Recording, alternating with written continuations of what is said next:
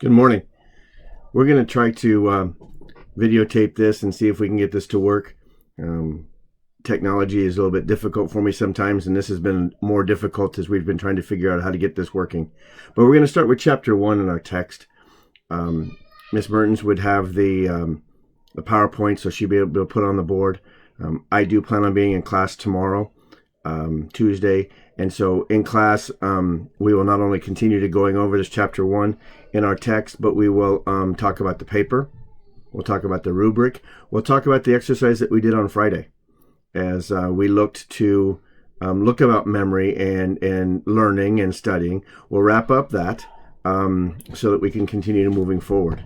So take notes if you need to. I don't have a whiteboard that I'm going to be using right now. I'm just going to be talking off the PowerPoint, and I will break those down more tomorrow on Tuesday when I'm there. So let's start with chapter 1. Psychology. Psychology is a study of the mind and behavior. We've talked about it in class, how we're not putting a person on a couch and taking notes or ignoring them, or however it may seem. It's not always psychology, what you would see on the movies. But psychology is a scientific study of the mind and behavior. The mind is private. It's an inner experience. It's personal. Behavior is observable actions of human beings and non-human animals. Now, when we're looking at this, we're looking at behavior, and you can go to a mall or go to a store or go someplace on People Watch and observe behaviors. You can go to a park, or you can watch families in church or something like that and see what behaviors are and parenting structures and things that they would do then. And so it's observable. Behaviors are observable. Sometimes they're predictable. Sometimes we know how people respond because of experiences. And so the scientific study, the overall scientific study of the mind and behavior is what we call psychology. Now, how do we look at this? How do we know what the mind is or the brain is? Because some people will say, what is psychology? And some people will say, well, it's the brain. It is sleep patterns. It is lying on the couch. It is trying to analyze you, try to read your mind. Some people will say it's mind games. But that's not really what it is. We're trying to figure out, how do people respond, what causes the responses, and how to maybe fix the responses if they are negative or bad responses. We can look at what's called fMRI, which is functional magnetic resonance imaging. It's a technique which allows us to see the parts of the brain are active during a given task. If you remember when I talked about the meth addict and the parents saying, my son or daughter be as smart as they were before. And remember my rhetorical answer to that, how smart were they in the first place? But if I take a picture of your brain and I see things and see how much activity is going on there, how much imaging, how much firing is going on in your brain, and then we can see what it does during calm states, we can see what it does during agitated states or afraid states. One of the things that's always interesting is they will have a person connected all the way around, and they'll be seeing the brain on one computer, and then they will introduce images into that person, whether it be violence or whether it be something that they might be afraid of, or something that might trigger it, and it will see the different responses in the brain. And this imaging does that, and so it allows us and gives us the opportunity to see what is going on, what triggers reactions, what triggers responses. Questions when we look at psychology. What are the basis of perceptions, thoughts, memories, feelings about something or about ourselves? If I was in front of you, and I will do this on Tuesday, we look at where do we get our morals, where do we get our values, where do we get our belief system? And it starts at a circle, and it starts here, and that circle is here, and it's our parents, it's our moms, our dads, our grandpas, our grandmas. And then we'll move away from that, and we'll put another dot here, and it's away from this first one, and it might be our siblings, it might be our friends, it might be our teachers, it might be coaches, and so on. Then we get further, and we put another dot there, and that would be looked as other people, our colleagues, boyfriend, girlfriend, spouses, husband, wife, those things that are part of it. And it goes on in its community, and it goes on in its government, and all of those dots and all of those circles influence what we have as perceptions, thoughts, memories, feelings, behaviors. Okay, now what changes that is time and experience. For example, if your family has a thought process in which abortion is bad, and that's what you've been taught, and you've been taught that in this very beginning circle because that's what mom and dad taught you, that's what grandma and grandpa taught you, that's what maybe what your church has taught you, and so on. But then as time and experience go on, you have experienced through others or through friends or through readings, and you've gone to class, you've gone to your study area of study is different. It may change the way you have felt back here. It may not change it, but it may change the way that you felt back here. And time and experience help change those bases of perceptions, those memories, those feelings. Another question: how does the mind usually allow us to function effectively in the world? It could be a tough question because I've had clients and I've had people that get so wrapped up in how bad or evil the world is that it prevents them from even watching the news. Their mind just affects them in so much that they don't even want to watch the news, because watching the news is just, I don't know, the best way to describe it, just puts them in fear and really makes them think of how evil the world is. Our mind, through our teachings, through our psychology, through our behaviors, through our thought processes, we can either choose to overcome, or we can choose to morph into it, or we can choose to allow it to affect us. And so that's one of the questions that obviously gets asked with psychology. Why does the mind occasionally function so ineffectively in the world? I look at it as one of the questions that we look at there, and a question for psychology, quite honestly, is what do we allow to bother us? And you can write this down, and we'll talk about this later, but write the word HALT down. Hungry, angry, lonely, tired. That allows us, that affects us and affects our decision-making processes. It affects what our mind thinks, and it adds to stress. There is a study that assigns different numbers to different stresses that we have. And then that study has gone down to look and see what it does to our physical, not just our mental. So say, for example, you were to go through a divorce and a change of jobs and a move and so on and so forth. And all these things pile up. A death in the family, add this, and all these numbers. And they apply a number to all of them. And then they say, well,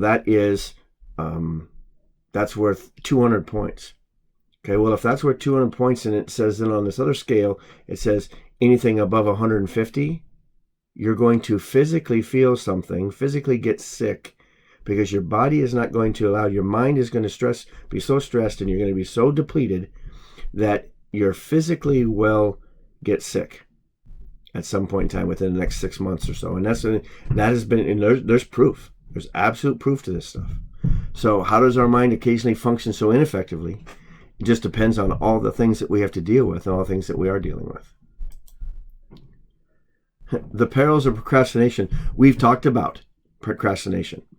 Procrastination, avoiding carrying out a task. Over 70% of college students procrastinate. Okay.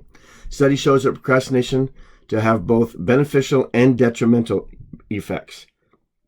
Procrastinators tended to feel better early on, but suffered more stress and health problems as the deadline approached. And there's no evidence to support that procrastinators did their best work under pressure. Procrastinators had poorer grades than non-procrastinators. So as we talked about this even with this paper, and as we discussed the paper face-to-face this week, we talked about this in the fact that I don't want you to get in the habit of procrastinating. I don't want you to procrastinate on my paper. I don't want you to procrastinate on any class. I've done that. I was a very big procrastinator. Always thought that maybe I did well under pressure and I could do these things. It does not help. And the more time that you can put into it, the more that you can proofread it, the more that you can have somebody else look at it, all of these things, the better job that you will do. So the perils of procrastination. Psychologist roots, the path of science and mind. William James, 1842 to 1910, was first to take the scientific approach to psychology, and he wrote the principles of psychology. Psychology's root in the path to a science of mind. There are two original movements in psychology. The structuralism, which analyzes the mind by breaking it down into its basic components, and functionalism, studies how mental abilities allow people to adapt to their environments. I am more of a functionalist psychologist as I look at how I cognitively can help people make better choices. For example, when I asked you guys to write down on one piece of paper the 10 things that you want in a relationship and the 10 things you absolutely didn't want in a relationship, that was a cognitive study. That was a functionalist mental ability to allow you to adapt into your environment. The same thing with asking you to write down 10 things that you could do outside and 15 things that you can do inside. That is how you can adapt to your environment. Now, there's a specific reason why I do that for my clients, is my addicts, because they would often get bored, and boredom led them to do, make stupid decisions, and that boredom also then led them to maybe relapse. And so by having a piece of paper that can, wait a minute, instead of going and getting some weed or getting some meth or getting whatever, I can, do this. And sometimes it's proven that 20 seconds of looking at something else takes your mind away from what you were thinking about doing that was poorly. So as a functionalist psychologist, that's how I look and approach this. The great philosophers. How do young children learn about the world? Their philosophical view that certain kinds of knowledge are innate or inborn. Plato believed that certain kinds of knowledge are innate. You're born with it. Philosophical empiricism is a view that the knowledge is acquired. Aristotle believed in acquired, that we learned it. So Plato was opposite of Aristotle. Plato thought that we were born with it. Aristotle believed that the mind is a blank state in which our experiences then are written. What fundamental question has puzzled philosophers ever since human beings began thinking about behavior? Okay, so one of the biggest things is the brain. How does this work? Here's a philosopher, Descartes, the brain, and he was a French philosopher, and he argued a dualism between the body and the brain. So Descartes believed that the physical body was a container for the non-physical thing called the mind. Now, I've taken some philosophy classes, and philosophy it makes my head spin. I can get a headache. It just, the things that they think about is out of this world, a philosopher. And I always wondered, when growing up in enjoying philosophy, what do you do? What is your job? And do I want to be a philosopher? They're not making more philosophers. There's not I don't know of anybody that's hiring and that says, yep, I want a philosopher. Now, they're hiring doctoral people that will teach philosophy in the colleges, but there's only so much of those. So it's interesting when you look at this. Descartes, he argued for dualism between the mind and the brain. Thomas Hobbes argued against Descartes. Descartes also believed that the physical body was a container for a non-physical thing called the mind. Most modern scientists reject Descartes' dualism and embrace Riley's scientific materialism. We're not going to, in this class, worry about a lot of these people. Okay? I'm introducing them to you. You're not going to have to be able to regurgitate them and, this is what this guy did and this was what this guy did, but I would be remorse if I don't talk about these guys. From the brain to the mind, the French connection again, Franz Joseph Gall, he had a theory that was proven wrong. Then Pierre Flourens, he surgically removed brain pieces to argue against Gall's methods, and he proved Gall wrong.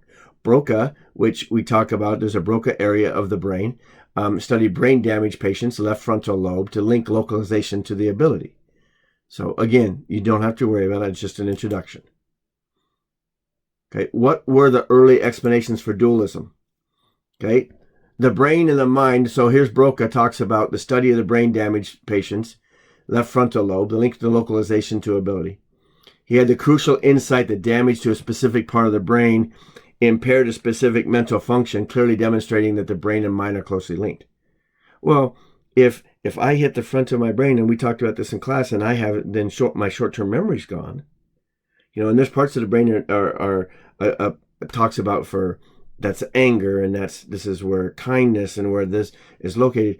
It's interesting. So in this, Broca dissected his brain, this gentleman's brain, Laborge's brain, and found a lesion in the left hemisphere, which he included had been responsible for the loss of speech. Because if you look at the previous slide, 2 slides ago, you can see the different areas of the brain and how they're talked about here. Language and inquisitiveness and spirituality and mindfulness and human nature. All of these have different locations and different spots that they're noted in the brain. How did work involving patients with brain damage help demonstrate a midbrain connection? It's interesting. Today, nobody would volunteer and say, "Hey, this is what I want to do. I want my brain to be studied." Now, we've had some athletes come forward and say, "You know what? With all this concussion problems and all these things that we've noted and the deterioration of our mind because of concussions, go ahead and look at my brain when I die." And they've found a lot of studies and a lot of information, and it has led to a lot of things. But these guys, let's remember, that's different. If an athlete decides, "You know what, I want my brain, I want you guys to look at my brain, I'm giving you permission because I want to better my brethren," or so to speak, the other athletes, I'm okay with that. But these guys were studying without permission. They were just studying later on and stuff. They studied the biological process, especially in the human body. That's physiology. Okay, so physiology is a study of biological processes in the human body. Our digestive system, our breathing system, all those different processes in the body. So they looked at, here's Herman and Helmholtz, they studied human reaction time, and they estimated, looking at the neural processes, the stimulus and the reaction times of the brain, and how the people fight, how the people looked at. And they were attributing some of this to flight or fright. Structuralism applies methods of physiology to psychology. Okay, so talks about consciousness, a person's subjective experience of the world and the mind. How do we think about the world? How do we think about the mind? Structuralism analyzes the basic elements that constitute the mind. And we have introspection, the subject is observation. We'll look at subjective observation of one's own experience. So that's what we'll do here. We'll look at introspection. We'll be introspective into, why do I do the things I do? What is the root of it? If I'm going back to clients and stuff like that, if I'm looking at an addiction, what are they doing? What is the root of the addiction? Because if I can get to the root of the addiction, then I can deal with some of the stuff. I'll give you a real quick example. I had a client, and I was given about a half-hour notice that this client was coming to see me for the first time. And in that introduction, that the person said, we're assigning so and so to you. She is coming back. She's the first time that she's coming.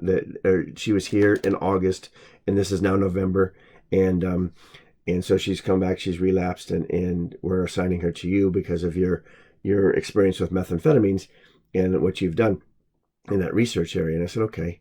And I said, we'd like to tell you that the day before she left, or the day that she was leaving, she told us, she confided in us that she had been raped. Not on our, but she had been raped earlier on. I'm going to say 6 months to a year before. And I looked at my other counselors, my colleagues, and I said, and we didn't do anything. I mean, we didn't keep her longer. We just graduated her and let her go. And they said, yeah, we did. There was no reason why. And I said, okay.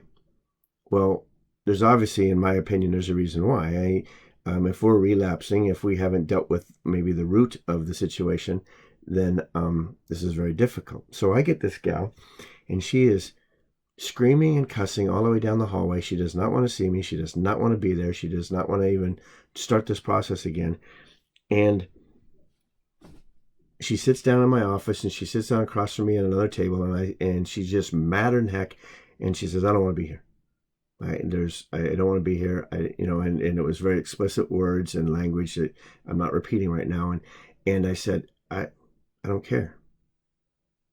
I don't want to talk about methamphetamines. I don't want to talk about vodka. I don't want to talk about the weed. I don't care. I want to talk about the rape. And I wasn't saying that I want to talk about the rape. I wanted details. I wanted to bring the elephant into the room, and I wanted to explain to this young lady that this is what I'm identifying as the root. This is what I'm identifying as an introspection, and that we're going to work through this and work backwards to the other stuff. And for probably the first 2 or 3 weeks, I never talked about methamphetamines. I never talked about weed. I never talked about the vodka. I talked about this. I focused on the one thing. And she came into me on a one-on-one, and she said, I want your help so I can stop methamphetamine addiction. And so we worked through that. And then about another week I'd say probably 2 weeks, 3 weeks later, I want you to help me stop weed, with my weed addiction, with my smoking marijuana. And I said, okay. And then I said, and in the process, I had, spent 60 plus days with her. And in the process, I had found a halfway house that she was going to go to. She was going to go to another high school. She'd already been accepted to college when she graduated from that high school. And we had to keep her in school so that she could do this. But I said, I'm really nervous about I feel comfortable with your decision about weed. I feel comfortable with your decision about the methamphetamine. I said, but I'm really concerned about the alcohol, because now you're going to go to college, and not everybody in college drinks, but let's be smart. Let's be realistic. That does happen.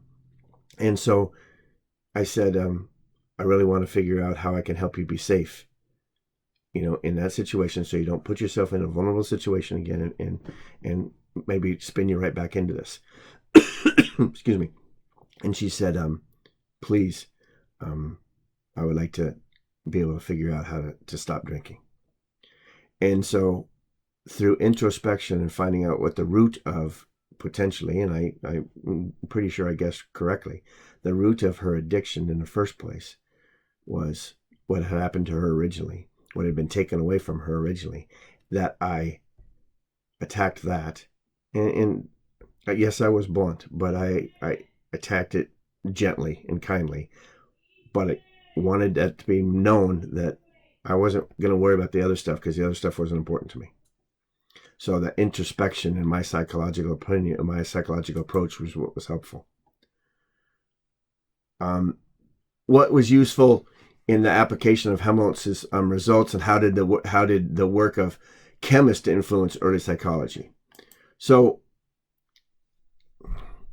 our next person that we looked at is Titchener, and Titchener studied under Walt, and he identified the basic elements of the mind, different locations, different places, different responsibilities, and those kind of things.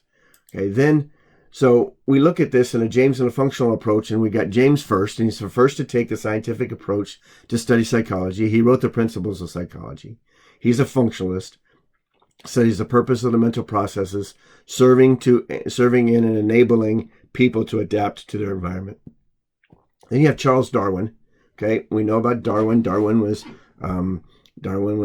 he talked about natural selection and origin of species and stuff like that. So he tried to introduce science. And then we have Hall, and Hall set up his first psychological laboratory in North America, and he focused on the development of education.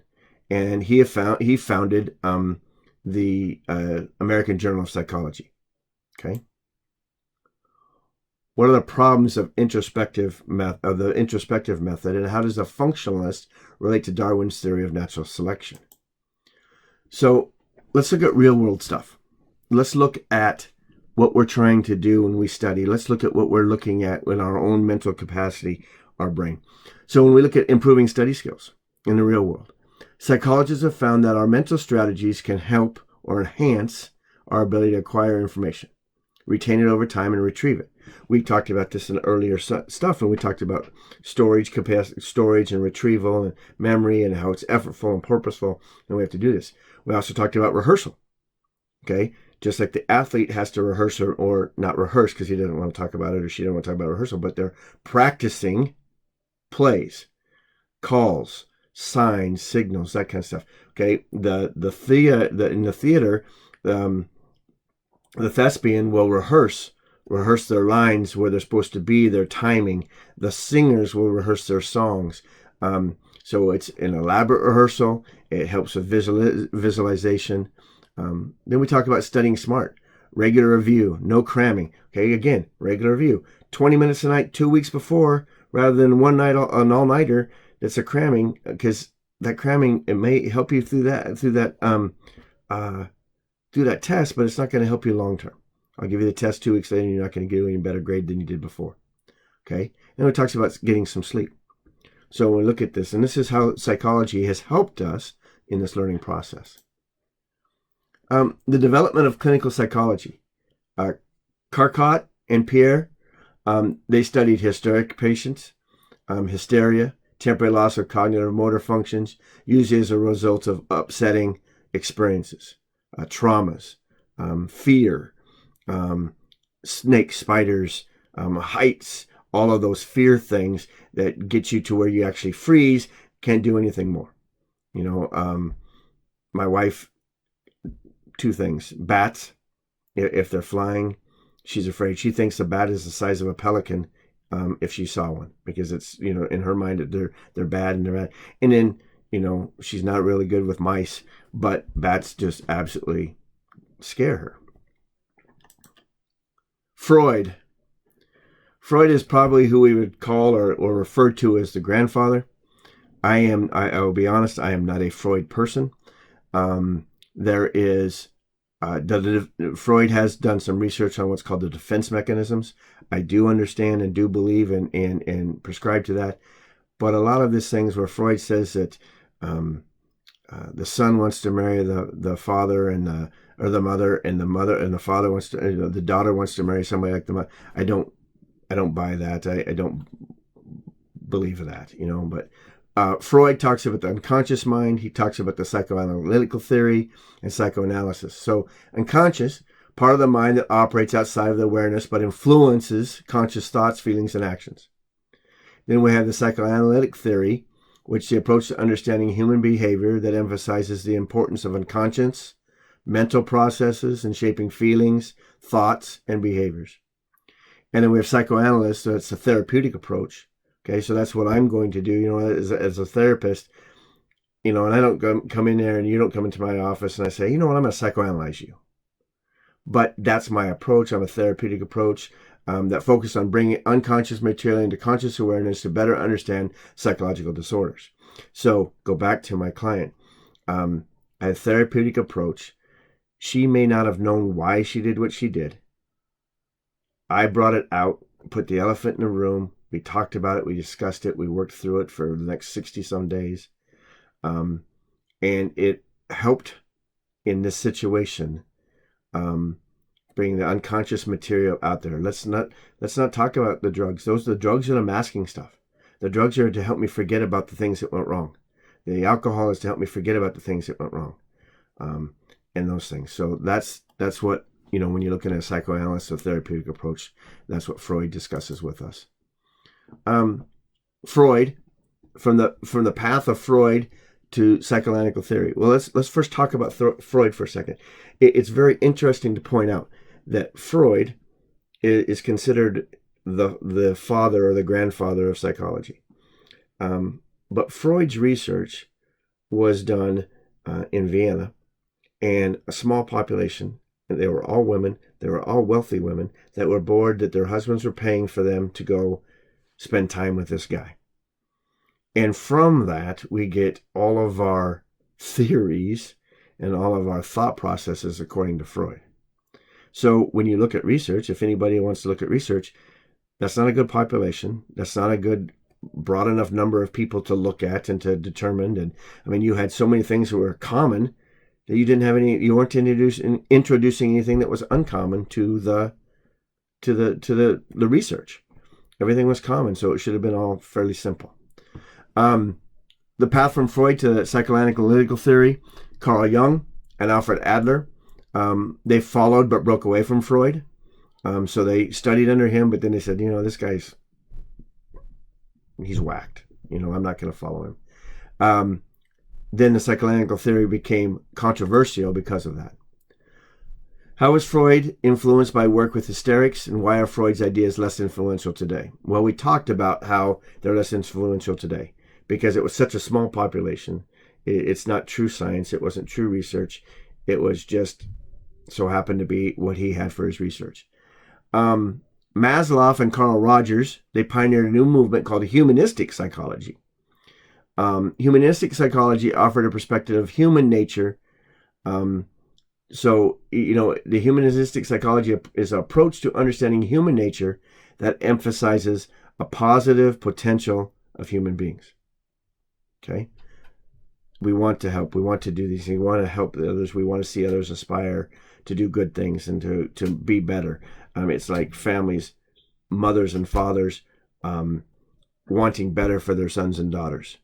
And then those sons and daughters, when they have family, wanting better for their sons and daughters. We have that as an understanding. The search of objective measurement behaviorism takes center stage. So now we're looking at behaviorism. Advocates that psychologists restrict themselves to a scientific study of objectively observable behavior. So we're watching, we're writing down. It's like I said at the mall. We're watching at the mall. We're watching behaviors at weddings. Watching behaviors at funerals. We're watching behaviors. So what is normal? Okay, and then it's represented by a dramatic departure from previous schools of thought. Interesting.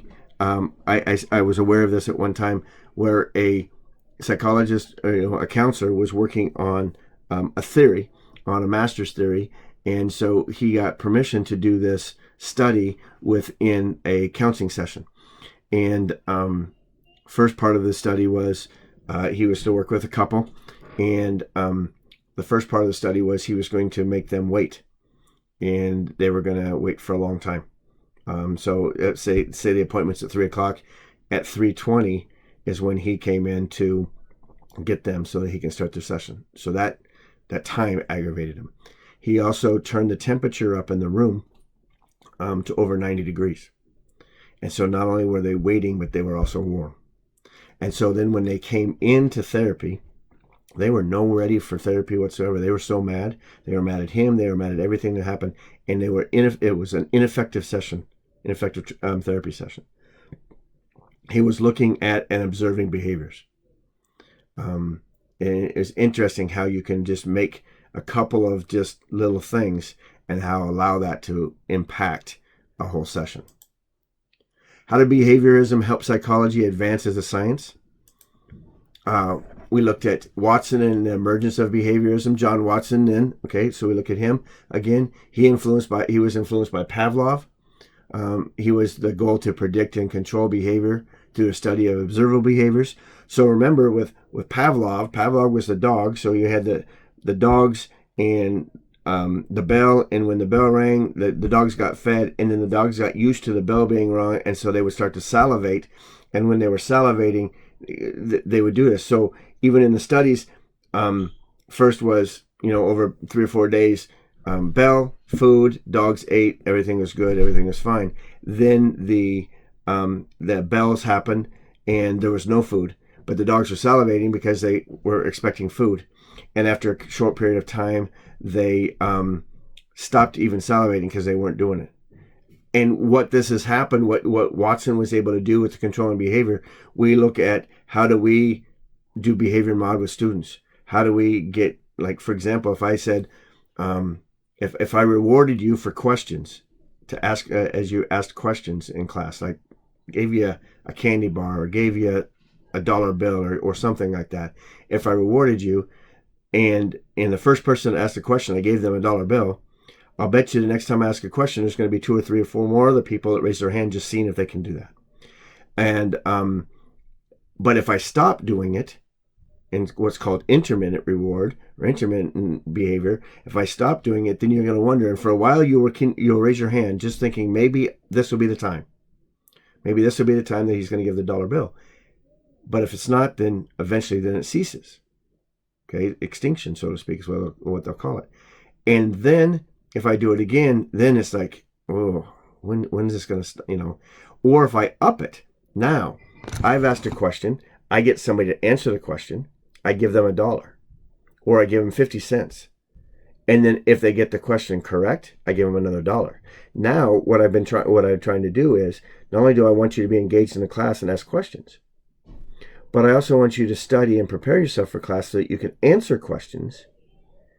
And I'm rewarding you if you don't. But my real goal is, I want you to be engaged in the class in the beginning. I don't want to have to pay you. But if it starts it, and maybe then you'll decide from a behavior standpoint that it's what you want to do in the first place, because it's what we should be doing. So Watson, he worked with Pavlov. Pavlov did it with dogs. I'm not going to, we're not putting dog food out and bells on and that kind of stuff. Then Washburn studied behavior of different animal species and published The Animal Mind and developed the theory of consciousness. And then, of course, we go to Pavlov, and he studied the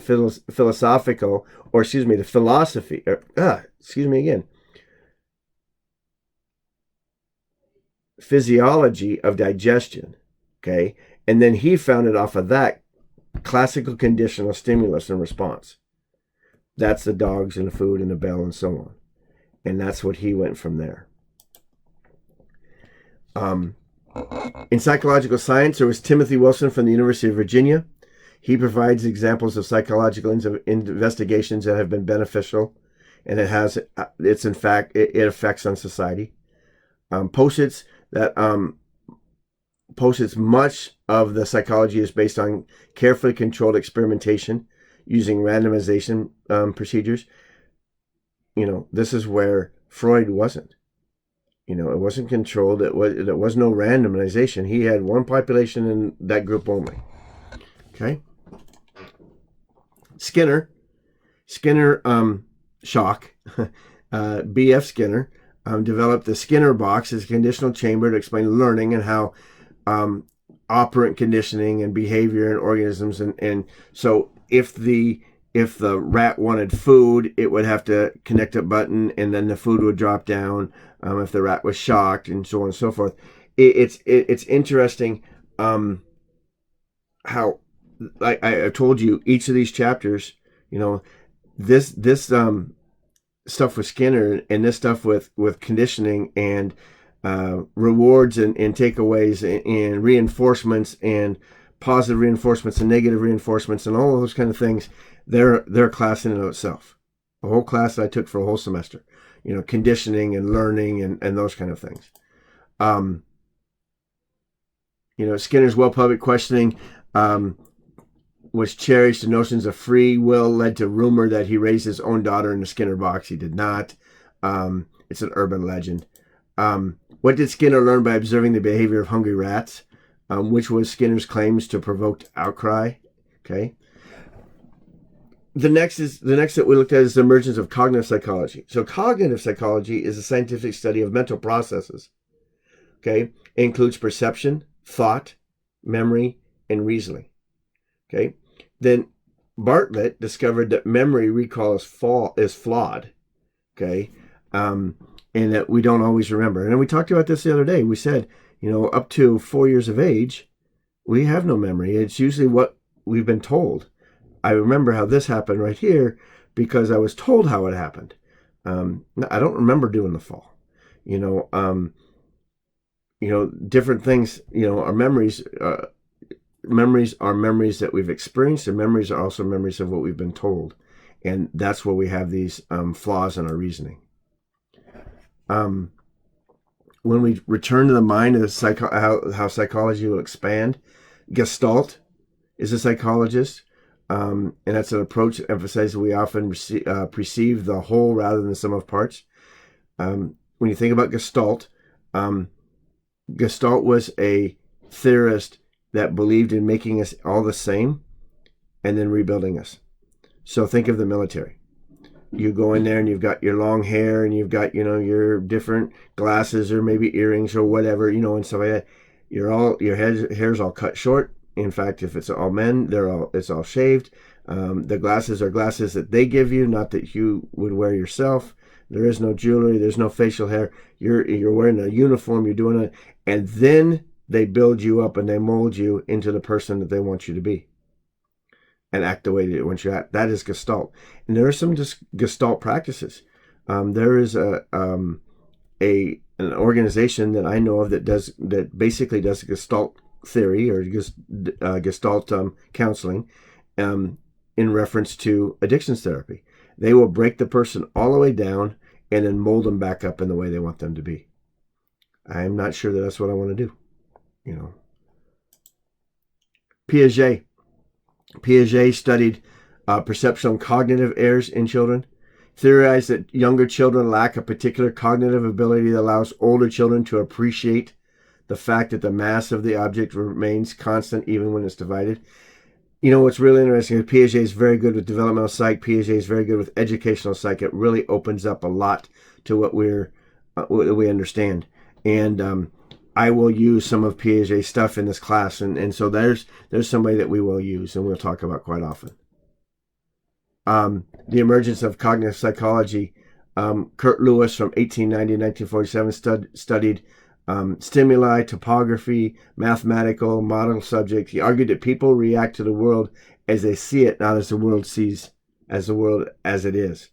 So in this picture here, no matter what she's looking at, she sees herself as fat. And she believes that's what the world sees her. She may have heard it her whole life from her mom or her dad, most likely her mom, or most likely her dad, maybe her mom. But lots of times when you do this, I've had clients that their dads have said to them that they're just going to end up being pregnant and maybe dumb, stupid, whatever it would be. And sure enough, self-fulfilling prophecy or what it would be, they've had one or two children and here they are and they're wondering what they should do with their life and this kind of stuff. In this cognitive psychology, it's how you view yourself. And we talk about this quite a bit when we look at changing the way we think.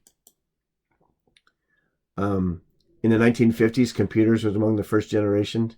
The emergence of computers led to a reemergence of interest in mental processes all across the discipline of psychology, able to put all these numbers in, all these figures in, and kind of look at it.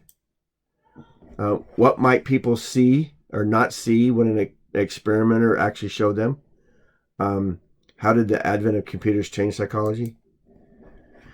Technology and the development of cognitive psychology. During World War II, the military needed understanding the human interface with technology. Broadbent discovered the attention has a limited capacity. And then George Miller found that consistency and capacity limits in memory. And so when we're looking at that,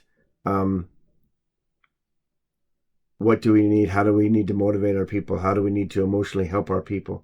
What is the difference? What is in stressful situations, what is the human mind willing to do and not do? And how do we do this and maybe even have technology help us with it? Chomsky is our language person, and he pointed out that even young children generate sentences that they've never heard before, and therefore could not possibly be learning a language by reinforcement. And he's interesting because he talks about language. And in class, we'll write this down, and there's 4 different types of language.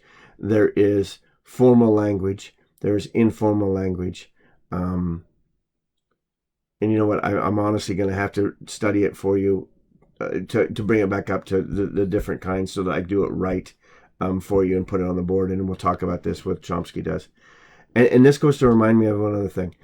I don't want you to ever think that in today's day and age that you have to know everything that you have to, that there isn't any expectation that you don't have an understanding of what's going on. So what I mean there is, I think it's okay if you don't know the answer to something, and you say, "I'll come back to you with that answer." That I know, I'm demonstrating to you in a sense that I know how to go about and find the answer for you. If you're in a job interview, and I'm not suggesting this is a great thing to do, but I don't think it's a bad thing to do either. If you're a job interview and you are stumped on the question, instead of trying to BS your way through or try to prove something that you're not, it's okay to say, you know what, I really don't know how to answer that right now, but I'd like the opportunity to get back to you. And then get back to them and say, hey, you've got the person's business card, you've got whatever, and you say, you know what, I told you I didn't really have it, but more I've been able to think about it. The more it's beneficial I get back to you. I'm going to give you two examples, one example and two things that I would rather you not be able to do that with. I was helping a individual. I ran a training center, and this gentleman was having an opportunity to train and be a manager at a facility.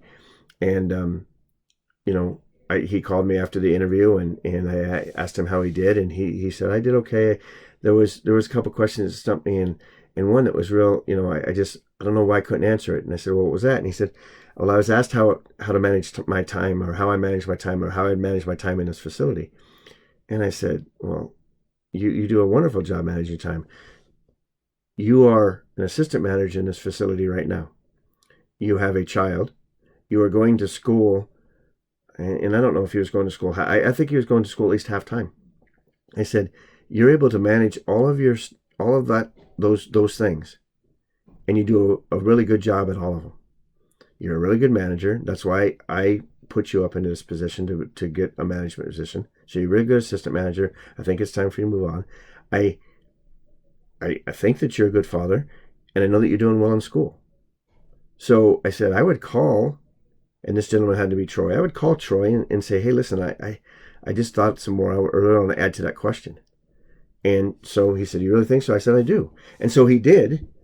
And sure enough, Troy took the call and he answered it for Troy. And Troy thought, wow, this is pretty cool that you answered it. And you gave me a good answer. You came back to me and answered because you thought it was important. Now, here's two areas that I don't think that it's cool.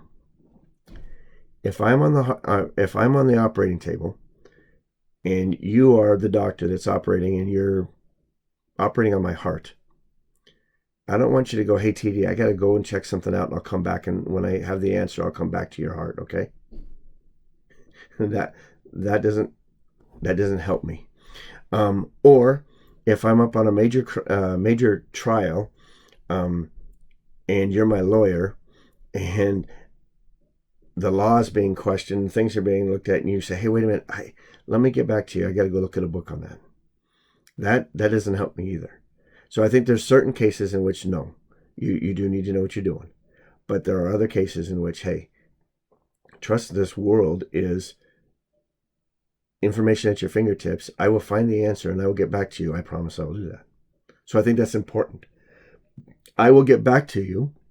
I will bring it up in class. I will talk to you about what Chomsky talks about in the different languages. And I know it's formal, informal, there's frozen, and there's one other. And I want to explain to him what they all mean. So, when we look at The Brain Meets the Mind, the rise of cognitive neuroscience, Lashley talks about lesioned rats' brains to they wanted to localize learning, but it was unsuccessfully and did not work. And then we looked at behavioral science, the approach to psychology that links psychological processes to activities in the nervous system and the other bodily processes. Okay, for example, it's been proven that in autopsies, because in a high stressful situation, say, okay, I come home, I just come home from dinner, and I come home to a home invasion situation, that my body will shut down certain parts or certain functions in order for me to function at my highest level at protection, whether it's protection of my family or protection of me. And one of those processes that gets dropped is the digestive process. And so the digestion process gets dropped, then nothing is digested in my system. And that could throw off a corner as to when I had my last meal, when I might have died or stuff like that, because the system, my body system, had shut down and focused on other areas, if that makes sense. Okay. Cognitive neuroscience is a field that attempts to understand the links between the cognitive processes and the brain activities. Why do we do, and why does our brain teach us to do or allow us to do things that we do? Here's PET scans. PET scans of healthy and Alzheimer's brains. A brain scanning is an invaluable tool because it allows us to observe the brain in action and see which parts are involved in which operations. In the adaptive mind, the emergence of, which is the emergence of evolutionary psychology. And evolutionary psychology explains the mind and behavior in terms of the adaptive values of abilities that are preserved over time by natural selection. So the best thing that we can look at, of course, if we look at the development of man over time and how they function and how they adapted and how they, it's different. Our bodies are different now because we don't have to work as hard. We don't have to worry about some of the things. But we live longer today because we have medicines and we have medical things. But we just can see how things are differently because of evolution, and how explains the mind and the behavior in terms of adaptive, how we've adapted, and how we adapted our abilities to preserve, to persevere over time. Beyond the individual. Okay, so now we're looking at social psychology and cultural perspectives. Human beings, we're social animals. We are social. We're social throughout everything that we do. We talked about this even with Gardner's work, where we either learn intrapersonal or inter. We learn in groups because we like learning in groups, or we like to learn and study by ourselves. Psychology is influenced by the presence and absence of other people. The development of social psychology. Social psychology is a subfield of psychology that studies the causes and consequences of interpersonal behaviors. Okay, Solomon Asch studied the mental chemistry and obedience of lab animals. And Allport studied the stereotyping, prejudice, and racism and perceptual errors. Social psychologist and social psychology studies how thoughts, feelings, and behaviors of individuals can be influenced by the presence of others. Okay, here's a picture of Reverend Sun Myung Moon's Unification Church. They're often married to one another in ceremonies of 10,000 people or more. In some cases, couples don't know each other before the wedding begins.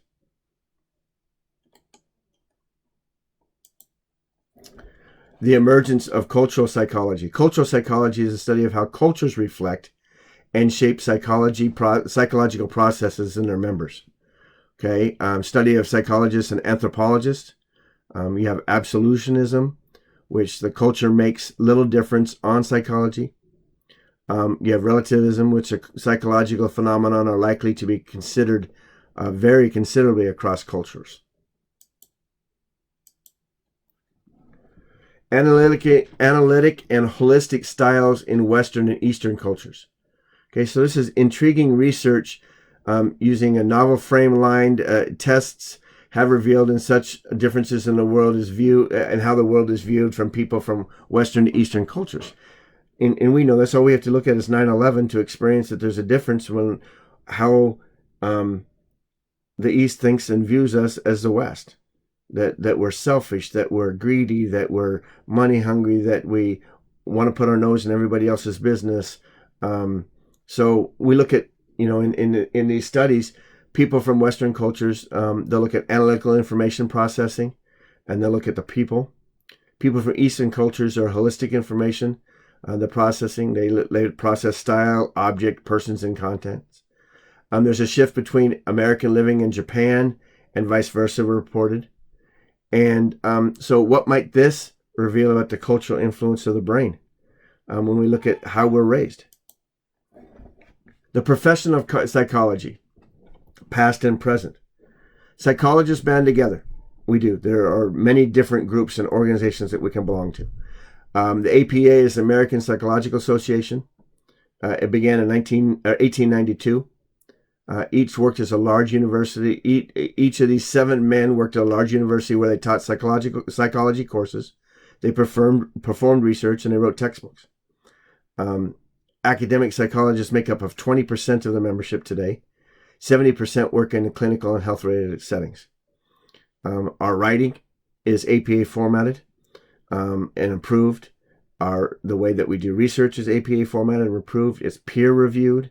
That means other people have to approve of it before. Then you have the APS, the American Psychological Society. It began in 1988, and it changed to the Association of Psychological Science in 2006. Growing role of women and minorities. Early on, in philosophy, in religion, in psychology, most of the theorists were men. It did start to change over time. Francis Sumner was the first African-American awarded a PhD in psychology in 1954. Mary Calkins was the first female APA president. Kenneth Clark was the first African-American APA president. What psychologists do? They have research careers.